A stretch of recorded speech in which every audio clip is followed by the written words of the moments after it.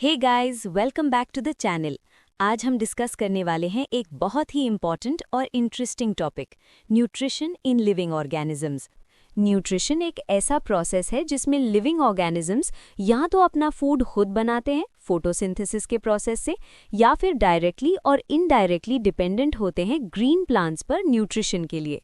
Living organisms food को simple, absorbable form में convert करते हैं।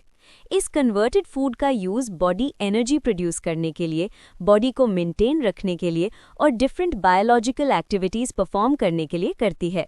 सिंपल वर्ड्स में, nutrition is a process by which living organisms procure or synthesize food and convert it into a simple absorbable form to utilize for producing energy, maintaining the body and performing various biological activities. अब बात करते हैं nutrition इतना important क्यों होता है।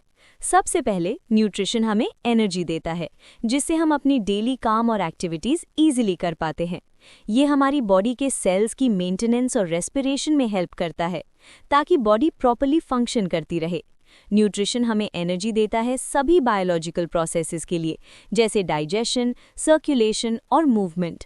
ये growth के लिए भी बहुत ज़रूरी है, स्पेशली जब हम बच्चे होते हैं और बॉडी डेवलप हो रही होती है।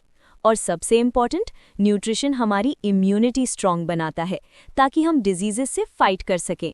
तो सिंपल वर्ड्स में, life is impossible to survive without nutrition. अब हम बात करते हैं न्यूट्रिशन के टाइप्स के बारे में। बेसिकली न्यूट्रिशन दो मेन टाइप्स का होता है, एक ऑटोट्रॉफिक न्यूट्रिशन और दूसरा हेटेरोट्रॉफिक न्यूट्रिशन। अब सबसे पहले स्टार्ट करते हैं ऑटोट्रॉफिक न्यूट्रिशन से। ऑटोट्रॉफिक न्यूट्रिशन वो प्रोसेस है जिसमें ग्रीन प्लांट्स और ब्लू ग्रीन एल्गे अपना फूड खुद प्रिपेयर करते हैं। ग्रीन प्लांट्स वाटर और कार्बन डाइऑक्साइड से और सनलाइट, क्लोरोफिल की प्रेजेंस में स्टार्च यानी फूड और ऑक्सीजन प्रोड्यूस करते हैं। फोटोसिंथेसिस की रिएक्शन में वाटर कार्बन डाइऑक्साइड के साथ रिएक्ट करके सनलाइट और क्लोरोफिल की प्रेजेंस में स्टार्च और ऑक्सीजन प्रोड्यूस करते हैं। अब देखते हैं फोटोसिंथेसिस प्रोसेस के कौन कौन से इम्पॉर्टेंट स्टेप्स होते हैं। सबसे पहला स्टेप है क्लोरोफिल के थ्रू सनलाइट का अब्जॉर्प्शन। प्लांट्स अपनी ग्रीन पिगमेंट क्लोरोफिल की हेल्प से सनलाइट को अब्जॉर्ब करते हैं। दूसरा स्टेप, लाइट एनर्जी का कन्वर्जन। ये absorbed light energy chemical energy में कन्वर्ट होती है और इसी एनर्जी की हेल्प से वाटर मॉलिक्यूल स्प्लिट होता है हाइड्रोजन और ऑक्सीजन में। तीसरा स्टेप, कार्बन डाइऑक्साइड का रिडक्शन। CO2 को कन्वर्ट किया जाता है कार्बोहाइड्रेट या स्टार्च में, जो प्लांट्स का फूड होता है। तो सिंपल वर्ड्स में, सनलाइट से एनर्जी लेकर प्लांट्स वाटर और CO2 को कन्वर्ट करके अपना फूड बनाते हैं। अब ये देखते हैं कि फोटोसिंथेसिस के लिए कौन कौन सी कंडीशंस एसेंशियल होती हैं, ये जान लेते हैं। सबसे पहला, क्लोरोफिल की प्रेजेंस। लीव्स में ये ग्रीन पिगमेंट होता है जो सनलाइट को अब्जॉर्ब करता है। दूसरा, कार्बन डाइऑक्साइड। ये एयर से प्लांट्स लेते हैं जो फोटोसिंथेसिस के प्रोसेस में यूज होती है। तीसरा, सनलाइट। सनलाइट एनर्जी का मेन सोर्स है, जिसके बिना फोटोसिंथेसिस पॉसिबल नहीं है। सनलाइट की प्रेजेंस में ही लाइट एनर्जी केमिकल एनर्जी में कन्वर्ट होती है। और लास्ट है वाटर। प्लांट्स रूट्स के थ्रू वाटर अब्जॉर्ब करते हैं। वाटर भी एसेंशियल है फोटोसिंथेसिस में। अब बात करते हैं प्लांट्स अपना फूड बनाने के लिए रॉ मटेरियल्स कैसे लेते हैं। सबसे पहला, कार्बन डाइऑक्साइड यानी CO2। ये स्टोमेटा के थ्रू एक्सचेंज होती है, जो लीव्स पर छोटे छोटे पोर्स होते हैं। दूसरा, वाटर और मिनरल्स। ये प्लांट्स अपनी रूट्स के थ्रू सॉइल से अब्जॉर्ब करते हैं। और तीसरा, नाइट्रोजन। ये प्रोटीन्स बनाने के लिए बहुत इंपॉर्टेंट होता है।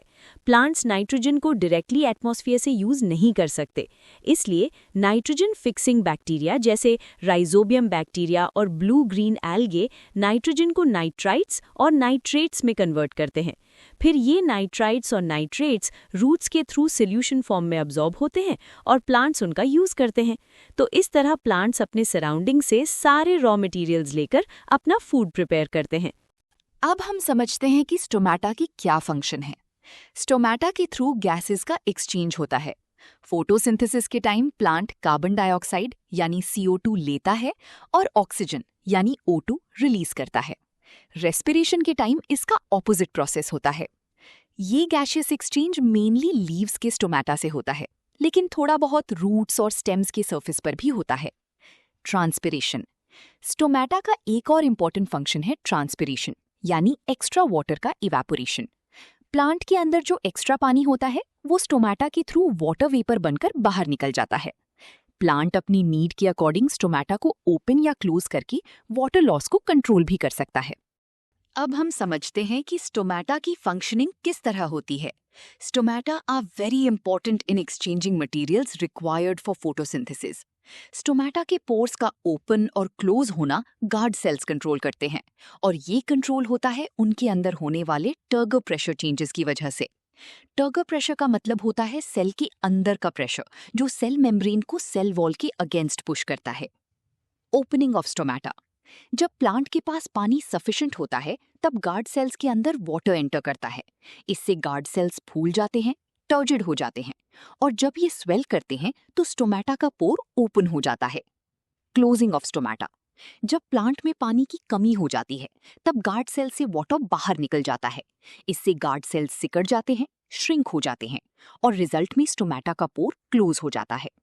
सिंपल लाइन में ज्यादा पानी स्टोमेटा ओपन, कम पानी स्टोमेटा क्लोज।